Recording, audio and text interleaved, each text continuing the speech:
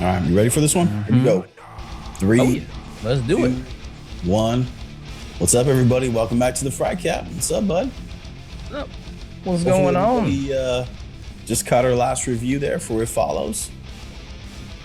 Now it's time for my pick. Yeah, a little bit of mixed reviews on that one. But now it's time for Al's pick, Nightmare on Elm Street. But before we hop into that review, bud, what are you doing tonight? What are you drinking? Still drinking that Costco Premier Protein. Mm-hmm. All right, getting those gains. I'm drinking coffee and stay awake pills. Oh, whoa. Stay safe. All right. All right, never sleep again. I'm never going to sleep again. Before we get into this review, this is your first time watching the Nightcap. I'll go ahead and put up our grading system right now. We let you go through movies, break them down category by category, give a numeric grade. So feel free to follow along with us there, and also leave your comments below in terms of what you guys think. I'll go ahead and also put up our Instagram. So if you guys want to follow us there, you can do so as well. And if for some reason you've been in prison or locked away and you haven't seen this movie, there's spoilers ahead. So I don't want to ruin it for you. Maybe go watch it. But I'm assuming everyone's seen it at this time. So hopefully no one will be surprised. It's been a long time since I've seen it. So it was like almost like watching it for the first time. I mean, obviously most of it was familiar, but it's been like decades. But wow. Yeah, it was, I don't know, it was a pleasant surprise. But I have a feeling Al watches this one on the reg. At least actually, I used to, but it's actually been a couple years since I've cracked this one open. So it was nice going back to it. Right on, right on. All right, so let's hop into it. Nightmare on Elm Street, man. What did you think about this this story right here? It's a classic. 7 out of 10. It's a group of teens, as 80s horror movies often start, and they got to find out why they're getting attacked in their dreams by this badly burnt individual with a glove full of little knives. And then all of a sudden they find out, that it's guys like trying to get their parents back for burning him alive for killing children. Yeah, it's dark story. All right. I mean, they don't really get into the details of it or their origin of them in this one, but it's definitely like a dark story, and it's definitely, like you said, it's a classic. It kind of sets like a lot of the genre like on pace after this movie. You know what I mean? Like it's not a totally original. There was already some of these kind of teenage horror movies out there, but this one, just the way that it was done and everything, it really kind of like set the bar, I guess, if you will. I gave it a 7 apart. Yeah, I really did. I give it a 7 out of 10 too. I like it. I thought it was an interesting story. And like comparison to the last movie we just did, It Follows. This one, I felt like the suspense and the kind of like subversive nature kind of sets in like right away. Like I was kind of on board like almost from the get-go. It's really right off the bat. Really kind of a tribute to Wes Craven. I mean, the guy's he's a legend for a reason, especially in this genre. So yeah, I thought he did a good job. What do you think about these 80s production here? What do you think about it? Here's the thing. I love horror. All right. That's my favorite genre by far. But my favorite genre within a genre, 80s horror. All right. So I got a soft spot in my heart for it. All that being said, the production at its time is good. I gave it a 16 out of 20, especially, all the special effects, all the makeup, and especially this was on a shoestring budget, guys. All the special effects throughout the entire movie, $56,000 was what they gave one guy, one special effects guy. He's like, all right, I'll do it. So for the first scene where Tina gets killed on the ceiling and all that, they had to rig up a whole room, a contraption that they could tilt. Like they spent so much money on that they had to use it again for Johnny Depp's death scene. Spoiler alert. Sorry. So yeah, I give props. There's, obviously no CGI. Soundtrack, gotta love it. So 80s, so much synth, like love it. So 16 out of 20. Yeah, I ended up giving it a 15 out of 20. So I'm pretty close to you. I thought there's some really great shots in this. Some not so great. Some of the tighter quarter stuff, it wasn't, I don't think it was, at least by today's standards, it wasn't as done as well. But like some of like the neighborhood stuff when they're running around, I thought the actual camera work was pretty good. Like you said, the soundtrack is great for the time. It's iconic. Yeah, talking about that shot where Tina dies in the beginning, like to me, it really sets the tone, like, because it's just so gruesome. like in the way Oh she yeah. dies, and like it's just kind of like it's stunning. Even now watching it, I'm just kind of like still like, and I knew obviously I knew it was coming, and I was still like, man, this is just so startling. This is so horrific the way they murder her, that you're just like, oh man, like this movie's taking it serious. So you got the suspense. You have the horror genre, the gore, you know what I mean? Which is done pretty well. I didn't even know it was on that low of a budget. So yeah, I was impressed overall. Some parts like a little dated, the audio, I'll say, like the dubbed audio at times gets a little bad. That's all 80s movies though. Yeah. So I mean it's kind of hard to overlook it sometimes. I was just kind of like, eh. But and I'll say this, some of like the bed work, like where they get swallowed up by the bed, it's kind of bad. And like the costume and makeup at the end when the mom dies too. No, pretty bad, but here's the thing about that ending with the mom getting sucked in by Freddy. Wes Craven didn't want that in the ending. The producer wanted that, so they had a big battle, and finally, Wes Craven was like, "Fuck it, put it in there." So they had to slice it in there last minute. He didn't want that. He just wanted his version of the ending was just the car driving away, plus the little girls, jumping ropes with Freddy's little song. He didn't want that. He didn't want that little bit of the ending with the mom getting sucked. It was awful. It looked awful. It was like just a mannequin getting sucked in. Yeah, it really does. It really looks bad. But what do you think about the performances on this one? We got a lot of young actors and actresses here, and a very young Johnny Depp. The debut, yeah, the debut of Johnny Depp. I gave it a 21 out of 30. I thought that Nancy Heather Langenkamp was a great final girl. Like she was great here, great in the part 3 as well. And obviously, we miss if we don't mention Robert Englund as Freddy, which pretty much launched him as a horror icon. He didn't really get to play around with Freddy as much in the first one. I felt like Freddy really hit his stride. Part 3 with Dream Warriors. That's where you got the whole really witty, little one-liner like Freddy with all the puns. He didn't really start doing that until Dream Warriors in part 3. But this one, he just really played it out. Straight horror. Yeah. For me, it was like a mixed bag. Even like with Nancy's character, like I thought there was times where she was pretty convincing and did really well, like kind of as a teenager in that era. But then there was also times too where like in her like more like emotional scenes where it was kind of bad. It was kind of cringy a little bit. I mean, some of the acting in it. And this is a movie too, like with these horror movies, one thing I think that they did well in this is like they laid the archetypes on really thick, right?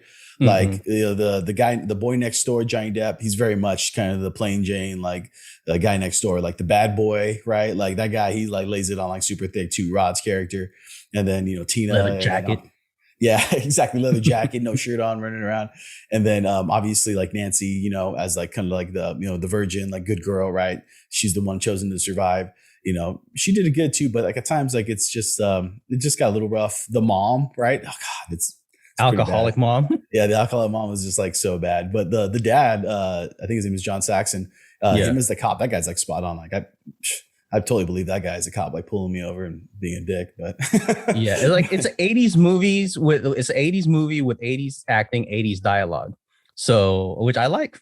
Well, that's what we like about like I said, about that time period, because it is just everyone, like I said, kind of plays their trope, but it works. Like whereas like I think some of these other movies, like It Follows and like some of even the new modern movies, they're like trying to either like play like a parody of that, or they go away from it, and then you kind of always like, I don't know, it just doesn't like quite land the same. But yeah, overall, I thought the acting was just kind of like a mixed bag. I give it a 19.